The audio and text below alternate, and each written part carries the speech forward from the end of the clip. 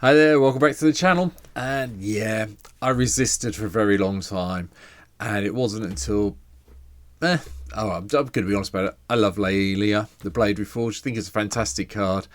It took me a long time to splash into it on MTGO. I'm trying to pick one up in paper as well so I can build this in paper, but this today is Laelia, the Blade Reforged, 2 and a red for a 2/2 Spirit Warrior with haste. When you attack, you exile the top card of your library. You can play it that turn, and then whenever one or more cards are put into exile from your library or graveyard, put a +1/+1 counter on Laelia. This card has been a bane for me. I've wanted to build it for ages. It was kicking around at 20-ish tickets online for quite a long time. Then it took a price crash. Not really sure why the price crash happened, but it did. And it's come down to a point now where I bit the bullet after playing with it a few times in the vintage cube that's been up for a while. And yeah, them won me a lot of matches in the cube, which I was happy about. So I thought, right, okay, had a few donations on the stream. You can come and join the stream down below. Come and join the stream. You can join the Discord as well, where we spend all our time talking about Commander. And yeah, I bit the bullet after a few of the donations and subs came in, and we went and picked one up. So here we go. Here's Laelia's deck tech from me today. So I hope you enjoy this one. Now, as you all know, usually I just go through all the lands in the deck. This is really simple. Starting with our mana base today. Arid Messer, Bloodstained Mire, Castle Embereth, Desert, Fervent, Forgotten Cave, Hidden Volcano for a bit of Discover. Then all of these things that look blue are actually the fancy mountains that I really have fallen in love with from Lost Caverns of Ixalan. And yeah, Myriad Landscape, Nykthos, Opal Palace, Scalding Tarn, just to go and find some more mountains, Smouldering Crater, Temple of the False God, and then as a backup win condition, Valakut the Molten Pinnacle is here. Nothing fancy in this mana base today at all, really, to be honest.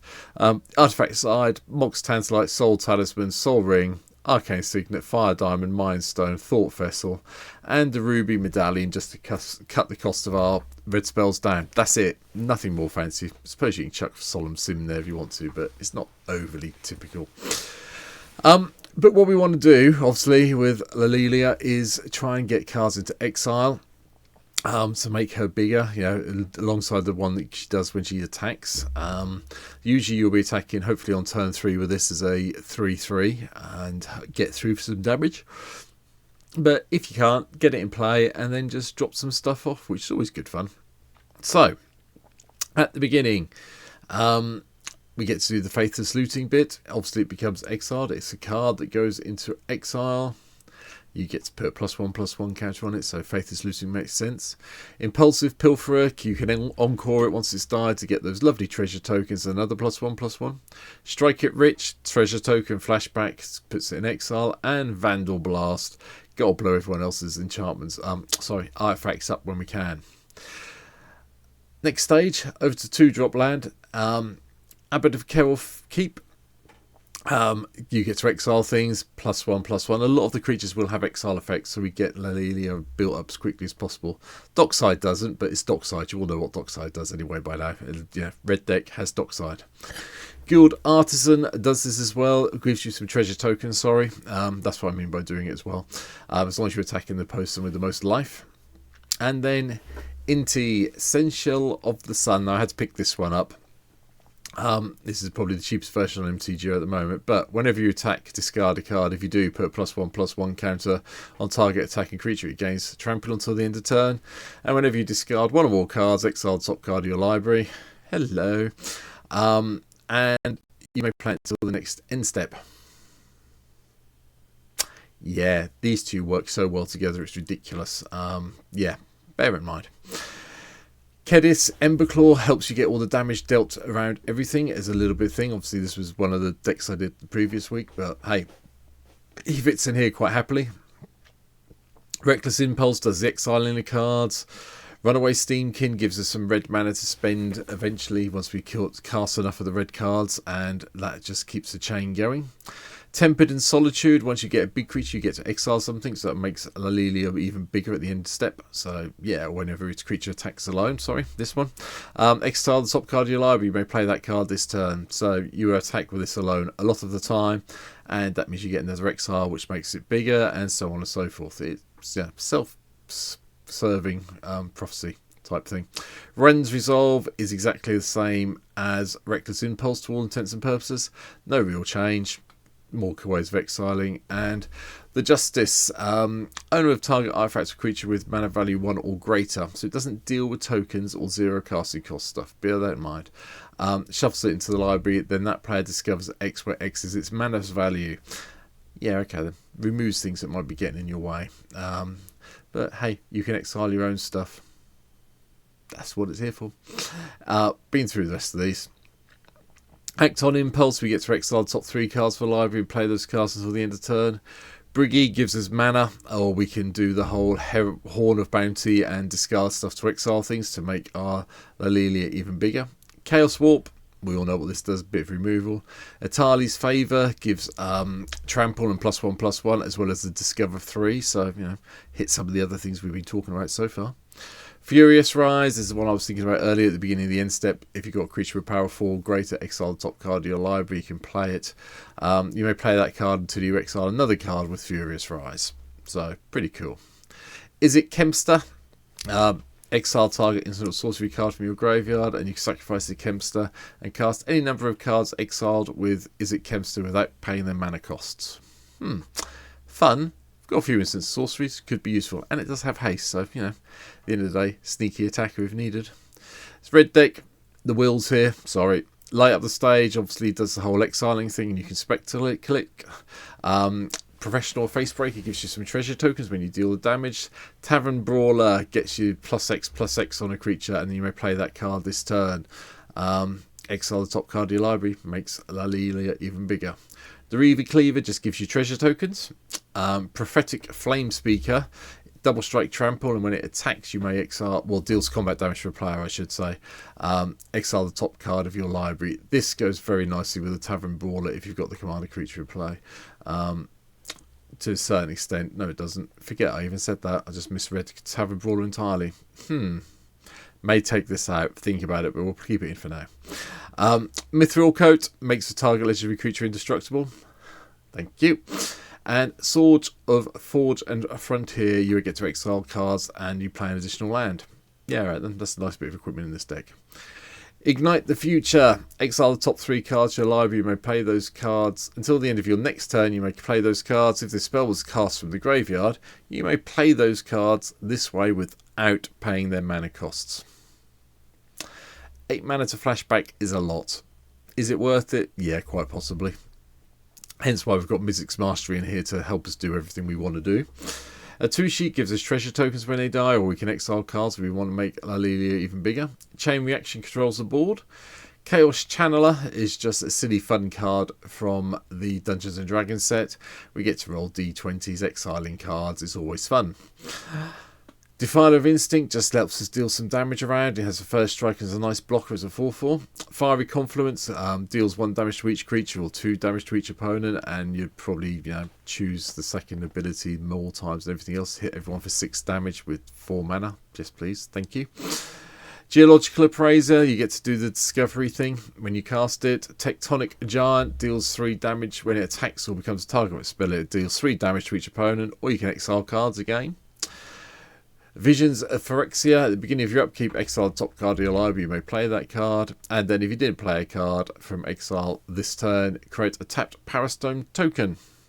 Powerstone tokens aren't that useful in this deck, but the exiling is. You've only got a few artifacts. I suppose you can use it to keep re-equipping your Sword of Forge and Frontier, maybe. I don't know, we'll see. Torbrand Thane of Redfell gives us all extra points of damage, or 2 extra points for each bit of damage we deal. Solemn Sim I've already mentioned. Kami of Celebration. We do have a lot of modified creatures, especially if Inti's in play. So whenever you cast a spell from exile, put a +1/+1 counter on on a target creature.